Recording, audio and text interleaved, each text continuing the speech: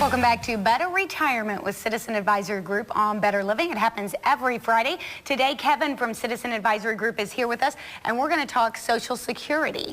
Correct, and we're going to specifically talk a little bit about the spousal benefit today. All right. Well, when you were here before, I mentioned that I don't want to wait until 70. Yes. So you're going to tell me what happens if I happen to take benefits before 72. Yes.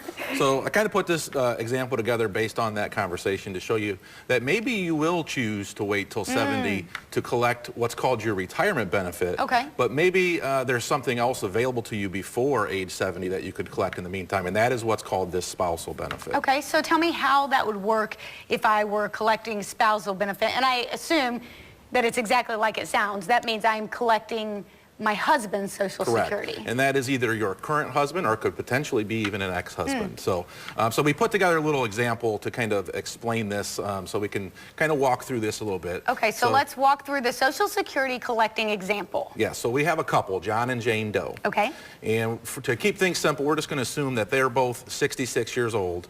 And in their situation, the husband, John, he's already started to collect his benefit. And he did that back when he was 62 years old, and he's now collecting $1,800 a month from Social Security. Okay. But Jane, the wife, or we could say this is Charity. Yes, Charity, the wife. Yes, she has not started to collect her benefit yet.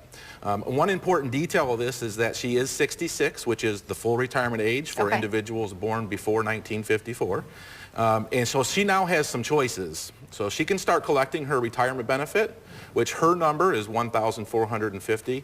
And keep in mind, everyone's estimates are different, or benefit amounts are different. So, but for Jane, she's considering should she start her benefit now, her retirement benefit, which is this $1,450, or continue to delay it all the way maybe till age 70. Where it becomes $1,914. Correct. But at age 66, she can collect her spousal benefit So of almost $1,200. Yeah, so she has this choice of either taking the retirement benefit or collecting off of the spouse.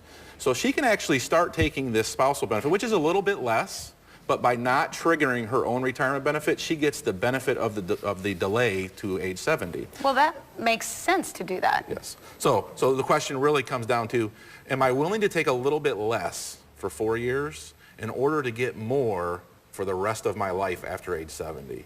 Okay. So we have another chart that kind of shows the differences. The cumulative benefit of that whole thing. Yes. All right, so if we look at the next chart, it shows what happens if we're at 66. Yeah, so initially there's about a $3,000 a year difference. So she is taking $3,000 a year less for this 4-year period between 66 and 70, but she is collecting almost $15,000 a year during this time, so she doesn't have to collect nothing. Right. Okay. And then if you look, we just kind of threw in some different key points in time. So somewhere between her age 71 and 72 is where this delaying strategy catches up. So now every dollar from Social Security from that point, she's actually ahead of the game. And if we just fast forward all the way to age 84, she's really ahead of the game then. yes. So I kind of picked 84 because a 66-year-old female, that is the average life expectancy.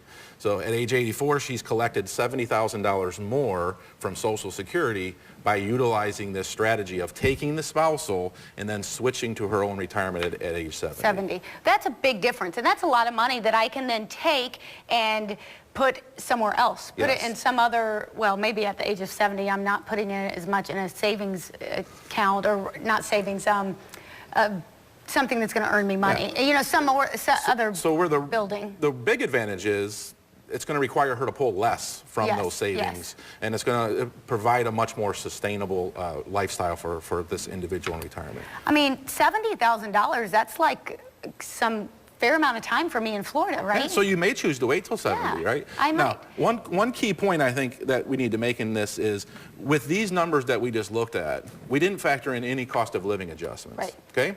So when we factor in cost of living adjustments, and cost of living adjustments, Social Security applies on an annual basis. They're not guaranteed, but if we just use this year's rate of 1.7%, this difference at age 84 goes up by another $17,000. So when you factor in inflation and the cost of living adjustments, it's even a more pronounced advantage to do some type of a delay. It really makes a lot of sense, but I got to tell you, my gut, when we first talked about it, was that I'm not waiting until I'm 70. So that's why it's so important to have that discussion with you guys and sit down and figure out what will actually be better.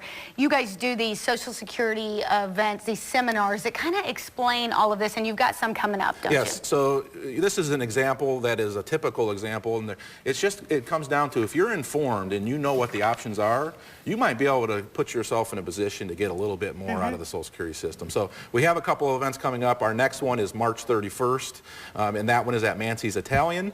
This is a dinner event. It's educational. We're going to walk through some of these examples. And then we have another one on April 7th at Rockwell Steakhouse downtown at the Oliver House. It's a win-win, because you are going to learn a lot about Social Security and you're going to eat some fantastic food. Yep. Those are two things that I would like. Yes. So people need to RSVP, though, don't they? Yeah, so you can go to our website, that is citizenadvisory.com, or you could call the office. That's 419-872-0204, and you can get a complete list of our events off of the website, and we do just need an RSVP to get you booked in there, because they do fill up. They do fill up, and so you definitely want to RSVP. The other thing you can do on the website is get a copy of this book, the 5 critical Social Security facts that retirees must know. You can get that at the Citizen Advisory Group website as well. Correct. So there's a link right on the website to get you to this. And it just kind of talks about some of the 5 critical areas similar to what we just walked through today with this spousal benefit. All right. Well, get to that website, RSVP for one of these events, and get that book, because you don't want to be like me, who would have made a critical mistake, that's for sure. A $70,000 mistake. $70,000 mistake. I can do a lot with that money. We'll be right back.